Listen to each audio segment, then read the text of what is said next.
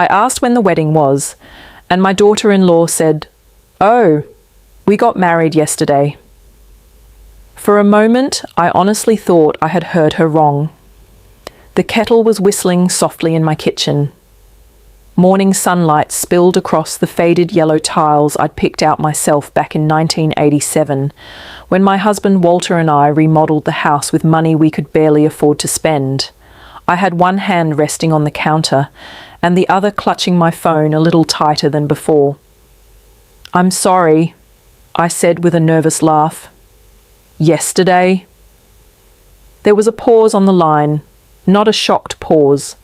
Not the kind where someone realizes they accidentally spoiled a surprise. It was the pause of someone irritated that I was making this difficult. "Yes," my daughter-in-law Vanessa replied flatly. "We decided to keep it small." Small. The word landed in my chest like a stone. I stared out the kitchen window at the bird feeder Walter used to refill every Sunday morning before church. 2 cardinals hopped across the damp grass while my coffee grew cold beside me. Small. My only son had gotten married yesterday, and nobody told me. Not before, not during, not even after. I found out because I happened to call and ask whether they'd picked a wedding date yet. I don't remember sitting down, but suddenly I was in the chair beside the kitchen table, gripping the edge so hard my knuckles turned white. "Oh," I whispered. Vanessa sighed softly into the phone, like this conversation was inconveniencing her morning. "We were going to tell you eventually." Eventually, not before vows, not before photographs, not before the celebration. Eventually. I'm glad you're here with me today. Follow my story until the end, and comment the city you're watching from, so I can see how far my story has reached. At 68 years old, you think certain kinds of pain won't surprise you anymore. You survive burying parents. You survive watching your body slow down in little humiliating ways. You survive losing friends to illness, distance, and time. And if you're lucky enough to have children, you convince yourself that all the sacrifices were worth something, because at least family remains. That morning, sitting alone in my kitchen in Columbus, Ohio, I realized something terrible.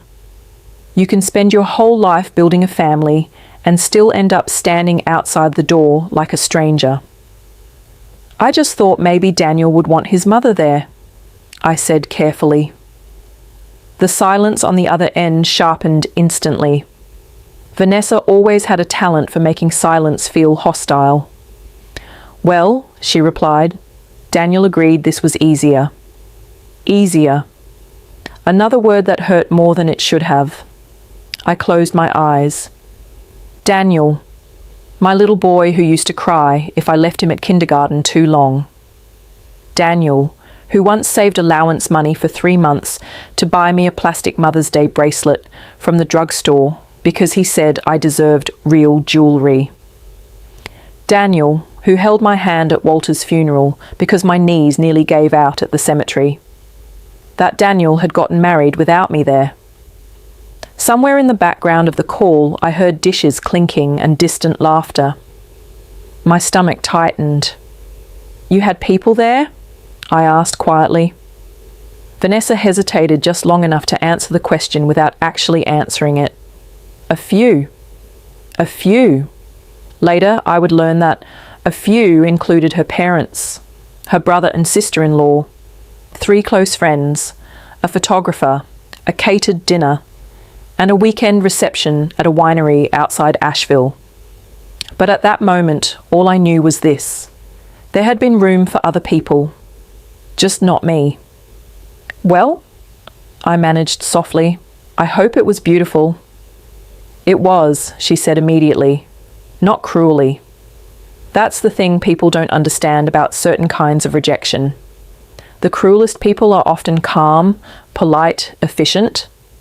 Vanessa didn't yell at me. She didn't insult me directly.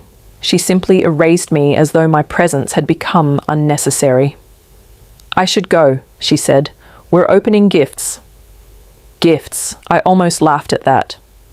I had a wedding gift sitting wrapped in silver paper in my hallway closet for nearly 4 months. A set of antique crystal champagne flutes that had belonged to Walter's mother. I'd spent weeks polishing them by hand. "I understand," I said automatically. And that was the saddest part. I did understand. At least some part of me had been preparing for this for years. After we hung up, I sat motionless in the kitchen while the kettle screamed itself empty on the stove. The sound finally snapped me awake. I stood, turned off the burner, and stared at my reflection in the microwave door.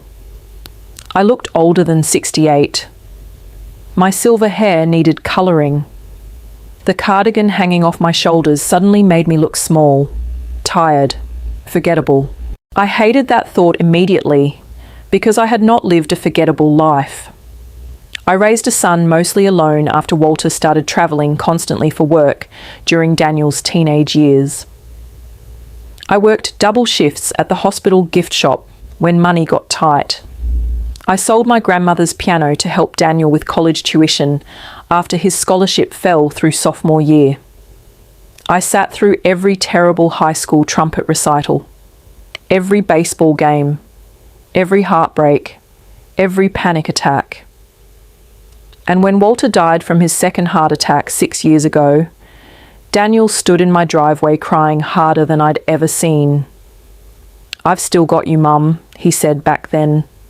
Funny how quickly people stop meaning things once somebody else starts whispering in their ear. I tried not to blame Vanessa in the beginning. I truly did. When Daniel first brought her home 7 years ago, I welcomed her with everything I had. She was beautiful in a polished, intimidating kind of way. Perfect white teeth, expensive boots, the sort of woman who somehow looked elegant even carrying grocery bags. I remember making pot roast that first night because Daniel used to love it as a boy. Vanessa barely touched hers. "These carbs are insane," she laughed lightly. I remember feeling embarrassed for some reason, though I couldn't explain why. After dinner, while Daniel helped me clear plates, Vanessa wandered through the house slowly, studying everything. The family photos, the old furniture, Walter's recliner, the crocheted blanket my mother made before she died. It's very... She paused delicately. Traditional. Traditional. That was Vanessa's gift. She could insult you while sounding sophisticated. Daniel didn't notice it at first, or maybe he chose not to. Love makes people selective, especially men who desperately want peace. Over time, little things changed. Sunday dinners became hard with schedules. Holiday visits got shorter. Phone calls became rushed. And somehow every plan involving me eventually became inconvenient. The strange thing is that exclusion rarely happens all at once. It happens gradually, quietly, like watching sunlight disappear from a room 1 inch at a time. You don't notice how dark things have become until you can barely see anymore. About 3 years ago, Daniel stopped giving me details about his life. Not entirely, just enough. Enough to keep me calm, enough to keep me uninformed. "Oh, we might take a trip next month. We're thinking about moving eventually. Work's been crazy." Tiny vague answers, no specifics, no invitations, no room for closeness. And every time I asked too many questions, Vanessa would smile gently and say things like, "We're trying to build healthy boundaries." Healthy boundaries. That phrase became her favourite weapon. Apparently, healthy boundaries meant I saw my son 4 times a year, while her mother practically lived in their guest room. I walked slowly through my house that morning after the phone call, touching things absent-mindedly. Walter's old watch beside the lamp. The framed family photo from Daniel's college graduation. The wedding invitation samples I'd saved from magazines after Daniel got engaged. I had imagined that day so many times. Not extravagantly. I never needed a ballroom or a string quartet. I just imagined helping him straighten his tie, watching him smile nervously at the altar, maybe dancing one slow dance with my son, while remembering the little boy who once stood on my feet to learn rhythm in our living room. Instead, somewhere yesterday, strangers watched my son get married, while I sat here clipping grocery coupons and reheating soup. I suddenly realized I still didn't know where the wedding had happened. That hurt too. Not knowing where your own child got married feels unnatural, like forgetting your own birthday. I wandered into the hallway closet and stared at the wrapped gift box on the top shelf. The silver ribbon was slightly crooked. I had wrapped it 3 separate times because I wanted it perfect. My fingers brushed the lid gently. Then I noticed something underneath it. A cream-colored envelope. I frowned. I didn't remember putting anything there. Slowly I pulled it out. My name was written across the front in Daniel's handwriting. Mom.